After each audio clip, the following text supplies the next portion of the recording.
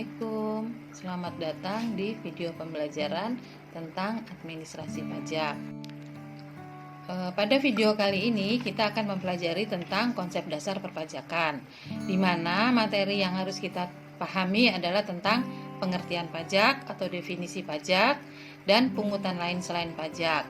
Yang kedua tentang kedudukan hukum pajak dan peraturan yang mengatur tentang perpajakan. Definisi pajak, di mana yang kita tahu bahwa pajak merupakan sumber pendapatan negara yang nantinya akan digunakan untuk membiayai pengeluaran-pengeluaran negara yang bersifat rutin. Nah, menurut Undang-Undang Nomor 28 Tahun 2007 bahwa pajak adalah kontribusi wajib kepada negara yang terutang oleh orang pribadi atau badan yang bersifat memaksa berdasarkan undang-undang dengan tidak mendapatkan imbalan secara langsung dan digunakan untuk keperluan negara bagi sebesar-besarnya kemakmuran masyarakatnya. Pungutan lain selain pajak. Pungutan lain selain pajak adalah pungutan lain yang serupa dengan pajak tetapi mempunyai perlakuan dan sifat yang berbeda dengan pajak. Pungutan lain selain pajak misalnya ada bea materai. Bea materai adalah pungutan yang dikenakan atas dokumen dengan menggunakan materai. Yang kedua, bea masuk dan bea keluar. Bea masuk dan bea keluar adalah pungutan negara yang dilakukan Direktorat Jenderal Bea dan Cukai berdasarkan undang-undang yang berlaku. Bea masuk adalah pungutan yang dimasukkan ke dalam daerah pabean berdasarkan harga nilai barang atau tarif tertentu. Bea keluar adalah pungutan yang dilakukan atas barang yang dikeluarkan dari daerah pabean berdasarkan tarif yang sudah ditentukan. Yang ketiga ada cukai. Cukai yaitu pungutan yang dikenakan atas barang tertentu yang sudah ditetapkan untuk masing-masing jenis barang tertentu yang mempunyai sifat dan atau karakteristik yang ditetapkan berdasarkan Undang-Undang Nomor 11 Tahun 1995 tentang cukai. Yang keempat ada retribusi.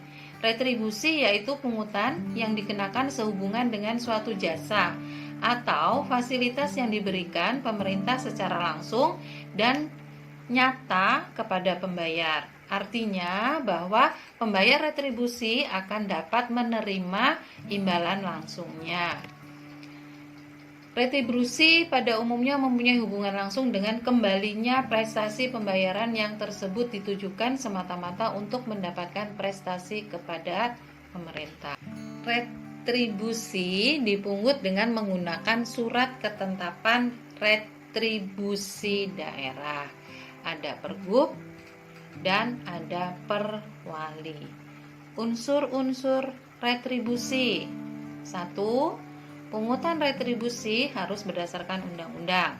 Jadi, artinya bahwa pungutan atas retribusi itu harus ada peraturan yang mengatur. Yang kedua, sifat pungutannya dapat dipaksakan. Memaksa bagi setiap pengguna dari fasilitas yang disiapkan oleh pemerintah. Misalnya parkir, kalau kita parkir maka kita wajib untuk membayar retribusi. Yang ketiga, pungutannya dilakukan oleh negara. Jadi tidak bisa dilakukan oleh orang pribadi. Yang keempat, digunakan untuk pengeluaran bagi masyarakat umum. Hasil dari retribusi akan digunakan sepenuhnya untuk kegiatan masyarakat. Yang kelima, unsur yang kelima dari retribusi adalah imbalan dirasakan langsung oleh pembayar retribusi. Setelah pengertian pajak dan pungutan lain selain pajak, maka kita melanjutkan dengan fungsi pajak. Ada 5 fungsi pajak. Yang pertama, fungsi anggaran. Yang kedua, fungsi mengatur. Yang ketiga, fungsi pemerataan.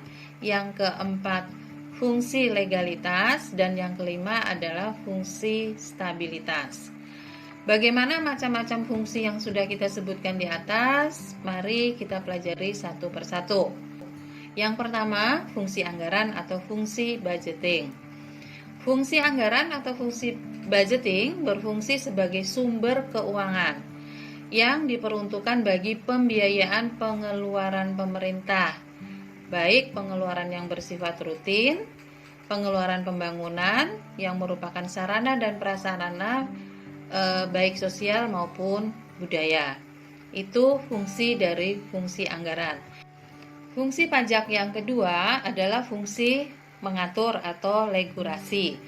Fungsi ini atau yang disebut atau yang dimaksud dengan fungsi ini adalah bahwa pajak digunakan untuk atau sebagai alat pengukur, pengatur kebijakan tertentu di bidang ekonomi, politik, sosial, budaya, dan pertahanan negara.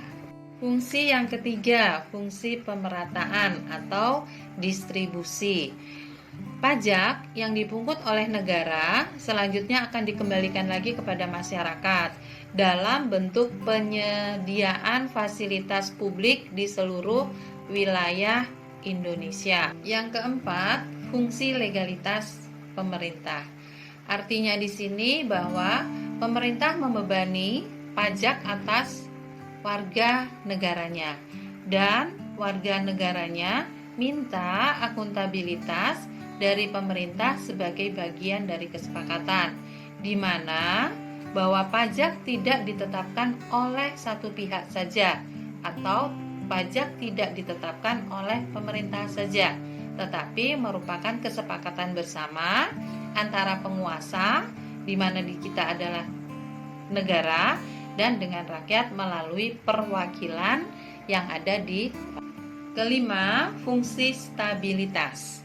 Pemerintah memiliki dana untuk menjalankan kebijakan yang berhubungan dengan stabilitas harga sehingga inflasi dapat dikendalikan.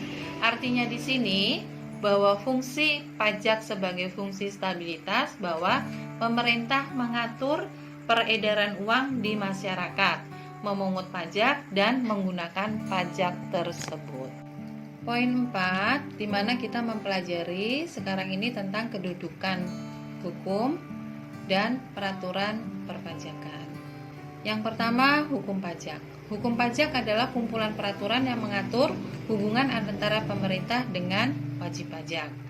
Hukum pajak merupakan bagian dari hukum publik yang mengatur hubungan antara penguasa sebagai pemungut pajak dan rakyat sebagai wajib pajak. Berikutnya tentang hukum pajak, di mana hukum pajak terdiri dari dua, ada hukum pajak formal dan ada hukum pajak material. Hukum pajak formal adalah hukum yang mengatur tentang cara mewujudkan hukum material menjadi suatu kenyataan, di mana menurut norma tentang tata cara pemungutan pajak, kewajiban penyelenggaraan pembukuan, hak dan kewajiban wajib pajak, hak dan kewajiban fiskus, dan tata cara pemungutan pajak.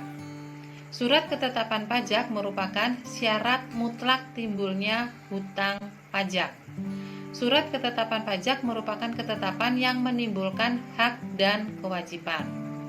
Tanpa adanya surat ketetapan pajak, tidak ada yang disebut hutang pajak. Artinya bahwa dalam suatu kegiatan perpajakan diperlukan adanya surat ketetapan pajak. Surat ketetapan pajak ini perlu sekali untuk menyatakan bahwa adanya kewajiban bagi wajib pajak untuk melakukan kegiatan perpajakannya atau untuk munculnya utang pajak. Hukum pajak material. Hukum pajak material mengatur tentang norma, menerangkan keadaan, perbuatan, peristiwa yang dikenakan pajak, siapa yang dikenakan pajak, berapa besarnya pajak, dan sanksi pajak menurut norma tentang objek pajak, subjek pajak, tarif pajak, dan sanksi pajak. Demikian materi yang kita bahas pada video pembelajaran kali ini. Semoga video pembelajaran kali ini bermanfaat dan dapat kita aplikasikan dalam kehidupan kita sehari-hari. Terima kasih. Wassalamualaikum warahmatullahi wabarakatuh.